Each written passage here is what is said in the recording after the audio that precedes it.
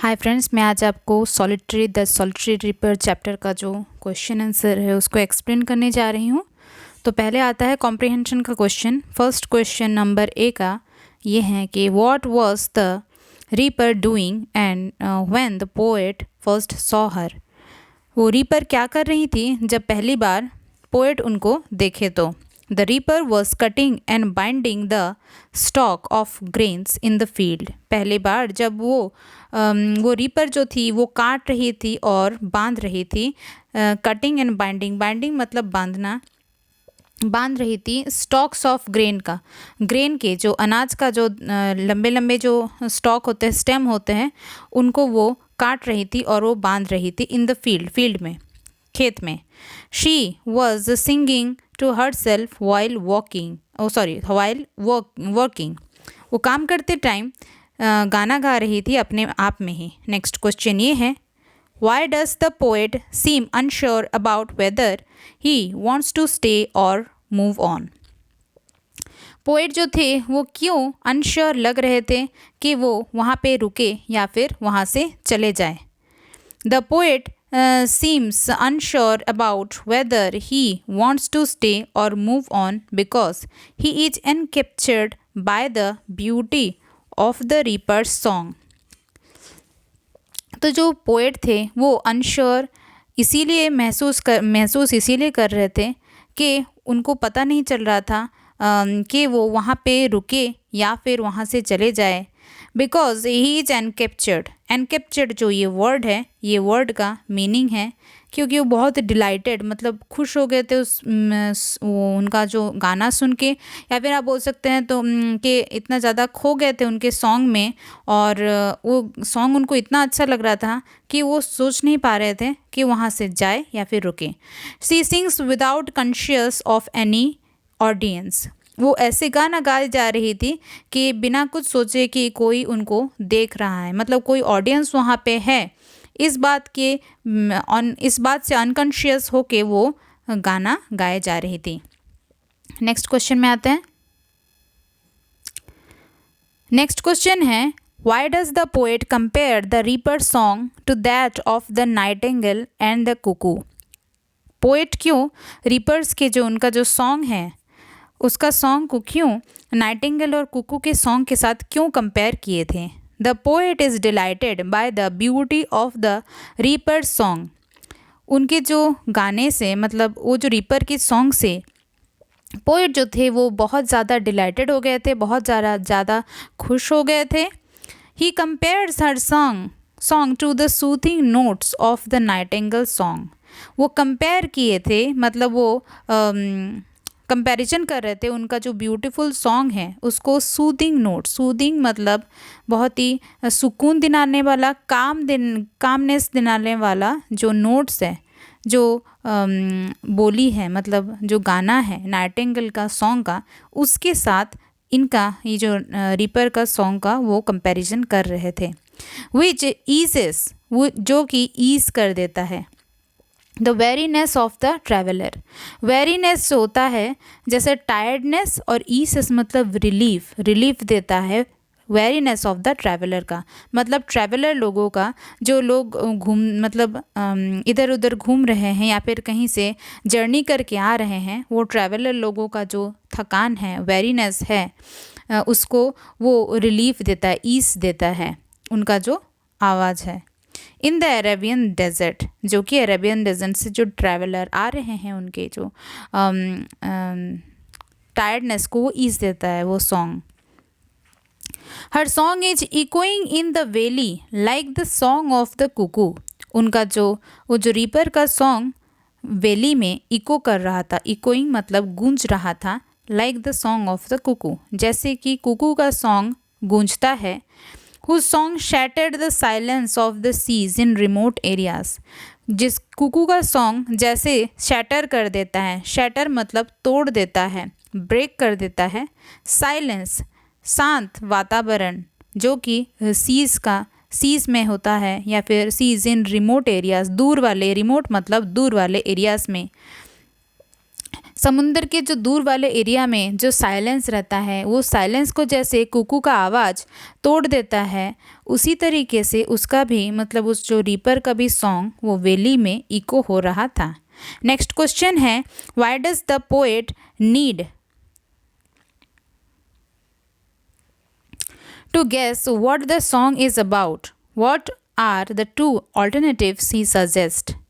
वो पोएट क्या गेस कर रहे थे what the song is about, कि वो गाना किस चीज़ के बारे में है, और वो कौन सा वो दो ठो ऑल्टरनेटिव्स के बारे में सोचे थे कि इस चीज़ के बारे में शायद वो गाना हो सकता है। The poet wants to understand what the song is about in order to comprehend and appreciate it fully. वो जो पोएट थे वो चाह रहे थे अंडरस्टैंड करना, ताकि what the song is about, वो सॉन्ग किस चीज़ के बारे में है, इन ऑर्डर टू, ताकि वो उस गाने को कॉम्प्रीहेंड कर सके। ये जो वर्ड कॉम्प्रीहेंड है इसका मीनिंग है अंडरस्टैंड कर सके, एंड अप्रिशिएट मतलब उसको तारीफ़ कर सके, इट फुली उसको अच्छे तरीके से समझ सके और उसको अच्छी तरीके से उसके हिसाब से उस गाने को जज कर सके, उस गाने का तारीफ़ कर सके। इसीलिए वो उसके गाने का जो मीनिंग है और वो जो लैंग्वेज है वो समझना चाह रहे थे। He thinks that the song may be about old tragic events.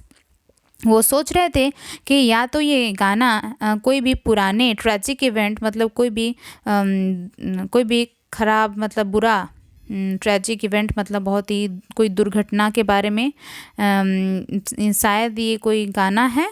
And Wars about the sorrow, या फिर कोई वॉर के बारे में है, लड़ाई के बारे में है, बैटल के बारे में है, या फिर कोई सॉरो कोई, या फिर कोई दुख, या फिर कोई लॉस मतलब उनसे कोई बिछड़ गया है, इस चीज़ के बारे में है, या फिर pain that one encounters in everyday life, या फिर कोई तकलीफ़ के बारे में है जो कि लोग एनकाउंटर करते हैं, मतलब जिससे वो एक्सपीरियंस करते हैं। एनकाउंटर मीन्स एक्सपीरियंस करते हैं उनके एवरीडे लाइफ में, इसी चीज़ के बारे में शायद वो गाना है। नेक्स्ट क्वेश्चन में आते हैं। नेक्स्ट नंबर एक्सट्रैक्ट वे में है। पहला क्वेश्चन, पहला जो सेंटेंस है वो सेंटेंस है, O listen for the vale profound is overflowing with the sound. What does the vale profound mean? ये जो वर्ड है, ये जो फ्रेज है वेल प्रोफाउंड, इसका मीनिंग क्या है? It means that the valley is so silent that it seems to be observing seriously on something.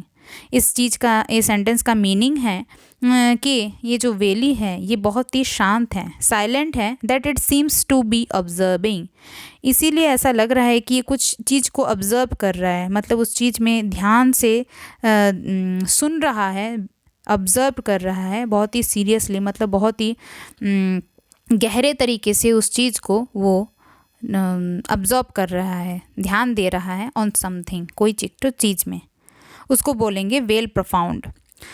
Why does the poet exhorts one to listen to the sound? वो poet जो हैं वो क्यों लोगों को बोल रहे हैं ताकि वो साउंड को सुने? The sound that overflows in the valley fills it with indescribable beauty. वो जो साउंड जो है जो कि वैली में ओवरफ्लो हो रहा है, मतलब पूरे एरिया में फैला हुआ है, fills it with indescribable beauty. Indescribable word जो है, ये वर्ड का मीनिंग है मतलब जिसको कि एक्स्ट्रॉर्डिनरी, जिसको कि बोले नहीं समझा सकते हैं, उस तरीके का खूबसूरती से ये जगह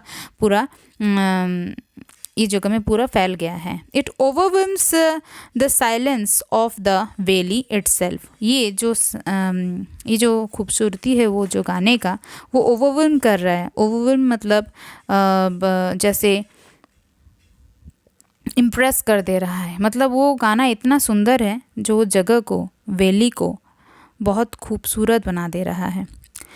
नेक्स्ट क्वेश्चन है, what was the poets own reaction towards it? और पोएट का उनका अपना रिएक्शन क्या था इस गाने के प्रति? The poet stood at one spot. वो पोएट एक ही जगह में खड़े रहें। ट्रांसफिक्स्ड जो वर्ड है इसका मीनिंग है फैसिनेटेड, मुग्ध हो जाना। By the beauty of the reapers song, वो सॉन्ग का ब्यूटी मतलब उस रीपर्स का सॉन्ग को खूबसूरती के ऊपर वो एकदम फिक्स्ड हो गए, ट्रांसफिक्स्ड हो गए थे, फैसिनेटेड हो गए थे, एकदम मुग्ध हो गए थे। तो हो गया ये वाला क्वेश्चन। नेक्स्ट एक्सट्रैक्ट में आते हैं। नेक्स्ट एक्सट्रैक्ट है I listen motionless and still, why did the poet keep listening to the song. वो पोएट जो हैं वो क्यों वो गाने को सुनते रह गए। The poet kept listening to the song because it was exquisitely beautiful and soothed him. क्योंकि वो गाना, वो उस गाने को इसलिए सुनते रह गए क्योंकि वो गाना जो था बहुत ही ज़्यादा खूबसूरत था। एक्सक्विजिटली जो वर्ड है, ये वर्ड का मीनिंग है कि बहुत ही ब्यूटीफुल था, और वो गाना बहुत ही सूथड हिम, जो कि वो गाना उनको बहुत सूद कर रहा था, मतलब काम कर रहा था। वो गाने में बहुत ही कामनेस था, इसीलिए वहाँ पे खड़े होके सुनते रह गए गाने को। नेक्स्ट क्वेश्चन है how did he feel as he walked away from the scene. वो जब वो सीन से चले जा रहे थे वो कैसा फील कर रहे थे। The poet felt that he carried the song in his heart even as he climbed the hill. वो पोएट जो थे ये फील कर रहे थे कि वो उस गाने को अपने दिल में बसा लिए, जैसे कि भी वो पहाड़ चढ़ रहे थे तभी भी वो गाना को वो अपने मन में बैठा लिए थे। How did the song affect him. उस सॉन्ग का इफेक्ट क्या था, असर क्या था उनके ऊपर। The song affected him greatly and stayed with him even when he couldn't hear it any more. ये गाने का असर जो था वो बहुत ही गहरा था। ग्रेटली मतलब गहरा था, और स्टेड और उनके मन में रहा, स्टेड मतलब रहा। Even when he couldn't hear it any more, जबकि वो उस गाने को और कभी सुन नहीं पाए, लेकिन फिर भी उस गाने का जो असर है उनके मन में हमेशा के लिए रह गया। नेक्स्ट क्वेश्चन में आते हैं। नेक्स्ट क्वेश्चन जो है ये थिंक एंड आंसर है। तो ये क्वेश्चन है the poem is about the soul being pure when it is closest to nature. How does the poem explore this theme? तो ये क्वेश्चन थोड़ा सा ऑब्वियसली डिस्क्रिप्टिव है तो थोड़ा सा लंबा हो सकता है, ध्यान से देखिएगा। The poem explores the theme by employing the imagery of a woman singing a song while reaping grains. ये जो पोएम है एक्सप्लोर करता है, बताता है, दिखाता है ये थीम को, ये जो थीम के बारे में ऊपर में क्वेश्चन पूछा गया है उस थीम के ऊपर ये दिखाता है।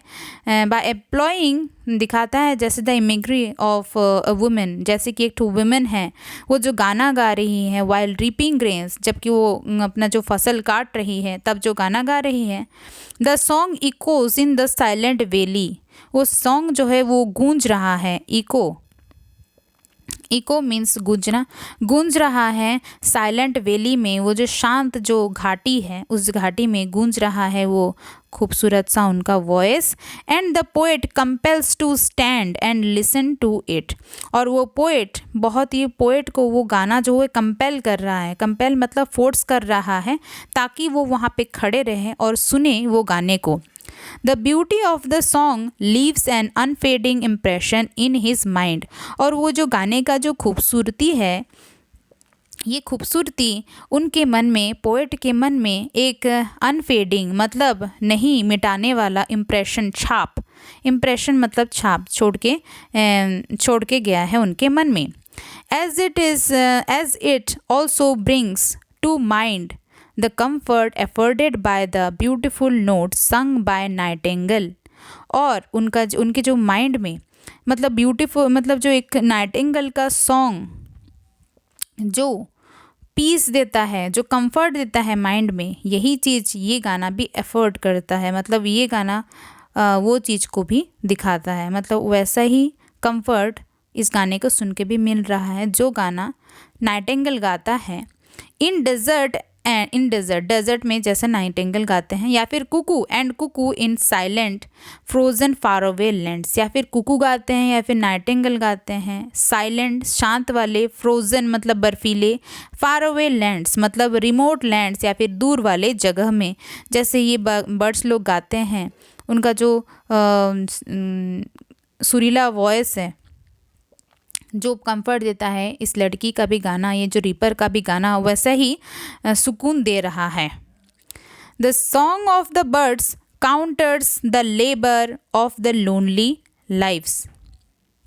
ये जो सॉन्ग है, बर्ड्स का जो सॉन्ग होता है वो मिलता है किससे, मतलब वो लोग गाते रहते हैं जैसे लोग अपने लोनली लाइफ्स में, मतलब अकेले लोग जो अपने लाइफ में लेबर करते रहते हैं, लेबर मतलब हार्ड वर्क करते रहते हैं, तब जैसे that people leads and uplift their very spirit. जैसे ही मतलब एक इंसान, थका हुआ है इंसान, जब काम करते रहता है और उनको जब ये सुंदर सा वॉइस सुनने मिलता है बर्ड्स लोगों का, जैसे ही उनका मन, उनका जो स्पिरिट है, जैसे उनका आत्मा, स्पिरिट मतलब आत्मा, वेरी मतलब टायर्ड, जो उनका जो आत्मा है, वो थका हुआ आत्मा है, वो अपलिफ्ट हो जाता है। अपलिफ्ट मतलब बहुत ही अच्छा फील करता है, मतलब काम फील करता है, थोड़ा सा खुश हो जाता है।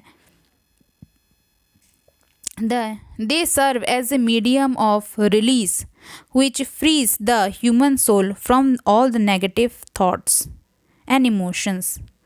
ये जो उनका जो सॉन्ग है, एक बर्ड्स का जो सॉन्ग है, बर्ड्स लोगों का जो सॉन्ग है, ये एक मीडियम होता है, एक ज़रिया होता है ऑफ रिलीज़, ताकि वो रिलीज़ कर सके, रिलीज़ मतलब मुक्ति पा सके, विच फ्रीज द ह्यूमन सोल, जो कि फ्री कर देता है ह्यूमन सोल को, ह्यूमन का जो आत्मा है, मन है, from all the negative thoughts. कोई भी उनके मन में जो कोई भी नेगेटिव थॉट आता हो, उससे वो चीज़ को, मतलब वो नेचर का जो इतना ब्यूटीफुल बर्ड्स लोगों का जो सॉन्ग सुन के ये सब, मतलब उनके मन से जितना भी सारा नेगेटिवनेस है वो सब मिट जाता है।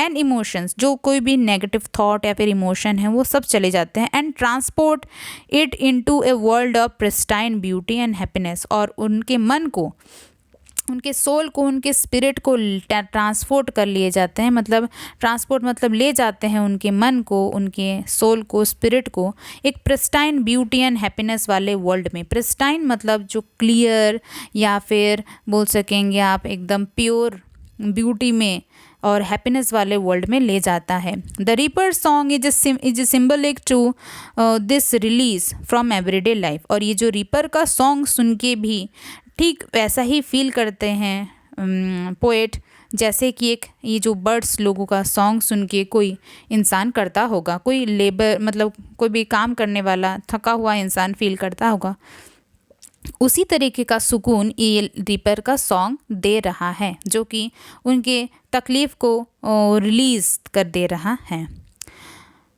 और उसके बाद मैं आपको ग्रामर पोर्शन भी दिखा दे रही हूँ उस चैप्टर का।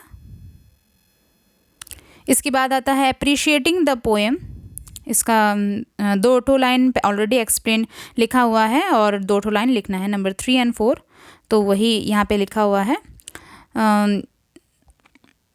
नाइटिंगेल, इसमें मतलब लिखा गया है कि when you read this poem several images comes to your mind, list the different things. मतलब ये पोएम रीड करने टाइम सेवरल चीज़ें जो हैं, इमेजेस हैं जो हमारे माइंड में आते हैं, वो सब चीज़ को लिस्ट बना के यहाँ पे लिखना है। 2 लिखा हुआ जो हो चुका है, अब ये 2 आपको लिखना है। तो 3rd नंबर ये है कि nightingale singing in the Arab desert soothing the tiredness of the traveller. जो नाइटिंगेल का जो सॉन्ग है वो अरब के डेजर्ट में जैसे सूथिंग देता है ट्रैवलर्स, जो टायर्डनेस ऑफ द ट्रैवलर्स, जो थके हुए जो ट्रैवलर हैं, टायर्ड वाले जो मतलब टायर्ड हो गए ट्रैवलर जो हैं, उनके मन को जो सूत देता है वही। A cuckoo song shattered the silence over the seas in the remote parts of the northwestern Scotland।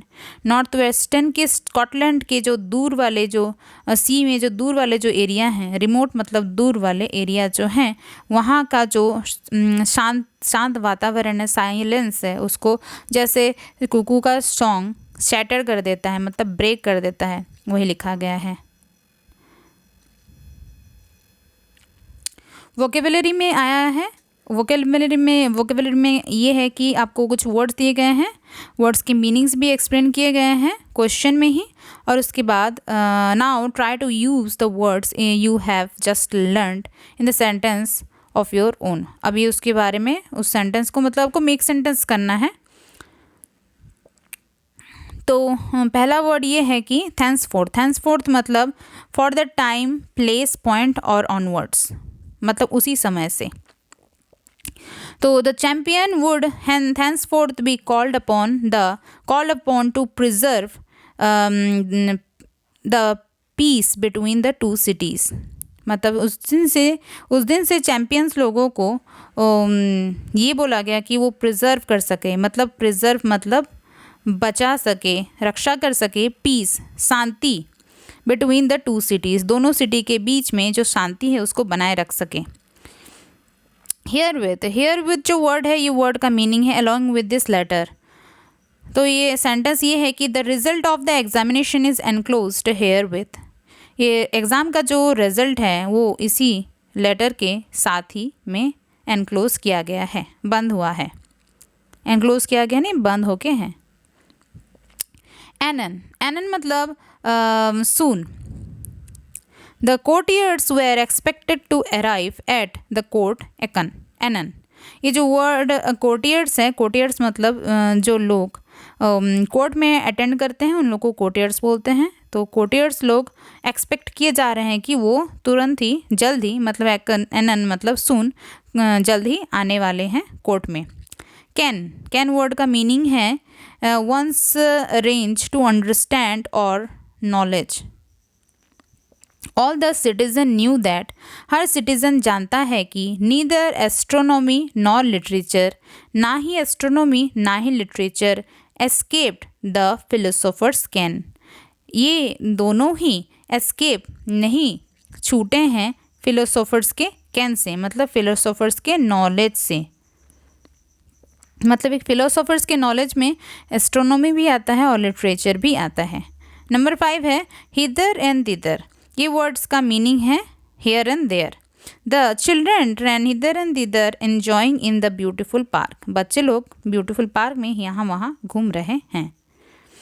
Alas, ये वर्ड का मीनिंग ये है कि एक एक्सक्लेमेशन वर्ड है, जो कि एक्सक्लेमेशन है, यूज टू एक्सप्रेस ग्रीफ, मतलब ये तो तकलीफ़ शो करता है। Alas we never found our missing cat. हम लोग कभी भी अपने मिसिंग कैट को नहीं ढूंढ पाएंगे। सो आई होप कि ये चैप्टर आपको अच्छे से समझ में आ गया हो। अगर मेरा वीडियो अगर आपको अच्छा लगे तो इसको लाइक कीजिएगा, शेयर कीजिएगा और मेरे चैनल को सब्सक्राइब कीजिएगा। Thank you very much.